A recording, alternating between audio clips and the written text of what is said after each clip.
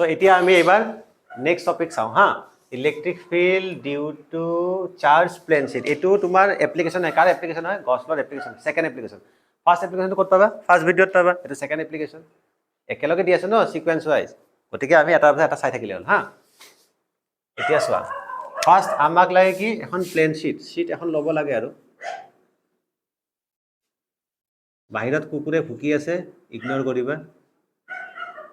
এখন মই charge plane sheet লৈছোঁ এতিয়া প্লেন শীটক কি কৰিব লাগিব আমি এনক্লোজ কৰিব লাগিব অলপ যেনেকৈ চাৰ্জ ৱায়াৰক আমি আগৰ ভিডিঅ'ত কি কৰিছিলোঁ এনক্লোজ কৰিছিলোঁ না চিলিণ্ডাৰ দি ইয়াতেও চিলিণ্ডাৰ দি কৰিব লাগিব খালি চিলিণ্ডাৰটো এনেকৈ এইফালৰ পৰা এইফালে গুচি যাব মানে এনেকৈ ইমেজিন কৰা এইটো এখন প্লেন শীট হয় চিলিণ্ডাৰ এইফালৰ পৰা এইফালে পাৰ হৈ গৈছে বুজি পাই আছা কি ক'ব বিচাৰি আছো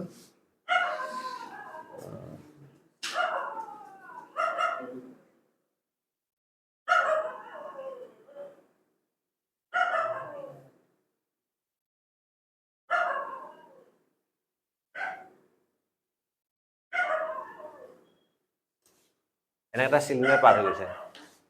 মানে ভাবা কি মই সৰুকে ড্ৰ কৰিছোঁ গোটেই চিলিণ্ডাৰৰ ভিতৰত কোন আছে এই প্লেন শীটখন আছে গম পাইছা এনক্লোজ কৰি আছে মই সৰুকে চিলিণ্ডাৰটো আঁকিছোঁ একচুৱেলি চিলিণ্ডাৰৰ ভিতৰত আছে গোটেই ইমূৰৰ পৰা সিমূৰ পাৰ হৈ গৈছে এতিয়া ভাবা মই এটা কথা বুজাই আছোঁ তোমালোকক এখন প্লেন শীট ধৰা এইখনে এখন প্লেন শীট হয় প্লেন শীটত কি থাকিব ইয়াতে চাৰ্জ আছে চাৰ্জ তো চাৰ্জৰ পৰা কি হ'ব ইলেক্ট্ৰিক ফিল্ড এইফালে ওলাব দুইফালে ওলাব ইমেজিন কৰা এখন প্লেন শীটৰ পৰা চাৰ্জ ইলেক্ট্ৰিক ফিল্ড লাইন্সবিলাক কি ওলাব plus plus plus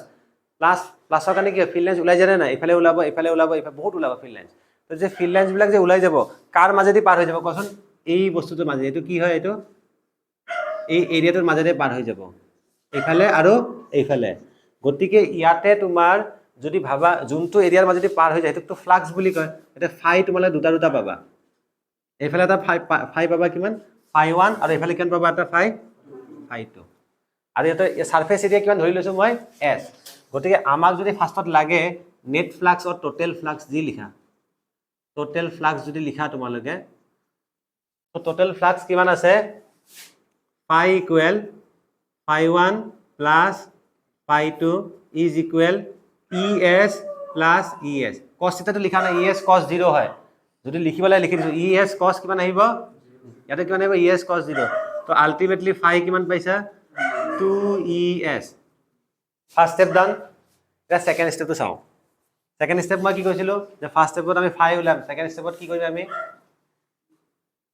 charge density লম এটা কোনটো চাৰ্জ ডেন্সিটি লম তোমালে দুটামান ভিডিও আগৰ লেকচাৰ চাবা তাতে আমি এটা টপিক সোমাই দিম তাতে গম পাই যাবা তোমালে কি হ'ব যে এবাৰ আহিব কি এইটো তোমাৰ সাৰফেস চাৰ্জ ডেন্সিটি স্যাৰ এটা লিনিয়াৰ চাৰ্জ ডেন্সিটি কিয় নাহিলে এটা লেন্থৰ কথা নাহে এটা সাৰফেস এৰিয়া কথা আহে এটা প্লেন শীটৰ কি থাকে অকল লেন্থে থাকে না লেন্থ ইনটু ব্ৰেথ থাকে দুটাই থাকে নহয় গতিকে এটা সারফেস চার্জ ডেন্সিটি কাম আহিব surface charge density surface charge density কি কেনেকে বুঝা জানানে সিগমা দি বুঝা সিগমা ইকুৱেল কিউ বাই এস বুজি পাই আছা বৰ্ডৰ ফালে চোৱা সিগমা এস দুটা স্টেপ হল থাৰ্ড স্টেপ কি হ'ব আমাৰ এতিয়া কোৱা তোমালোকে কোৱা গছ লা এপ্লাই কৰিব লাগিব হয়নে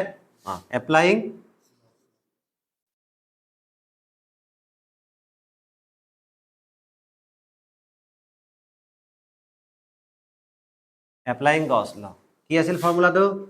ফাই equal Q by epsilon naught Q ফাইৰ ভ্যালু কিমান পাইছা 2es কিউৰ ভ্যালু কিমান পাইছা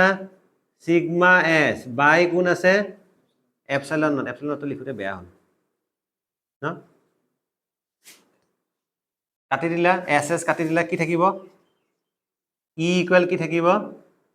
সিগমা বাই 2f এখানে আহিছে নে বোৰ্ডত ঠিকে আছে এখিনিলৈকে আহিছে ই ইকুৱেল কি বলা সিগমা বাই 2 এপসাইলন নট আকৌ এইটো যদি তোমালে ভেক্টৰ ফৰ্মত লিখা ভেক্টৰ ফৰ্মত লিখিব পাৰা ইন ভেক্টৰ এটা সহজ হয় বুজিলা এইবিলাক এক্সাম কৰাত বোলে পঢ়িবা ভালকে তেতিয়াহে পাৰিবা আহিলে 3 মাৰ্কছৰ আহিব সিগমা বাই 2 এপসাইলন নট লগত কি দিবা এটা কেপ দি দিবা আৰু এন কেপ মানে কি শিকাইছিলো মই where n cap is the কি হ'ব ইউনিট ভেক্টৰ বুজি পালা তো এইটো আছিল আমাৰ গছ ল এপ্লিকেশ্যন ছেকেণ্ড নাম্বাৰ নেক্সট ভিডিঅ'ত আমি থাৰ্ড নাম্বাৰটো পঢ়িম কি হয়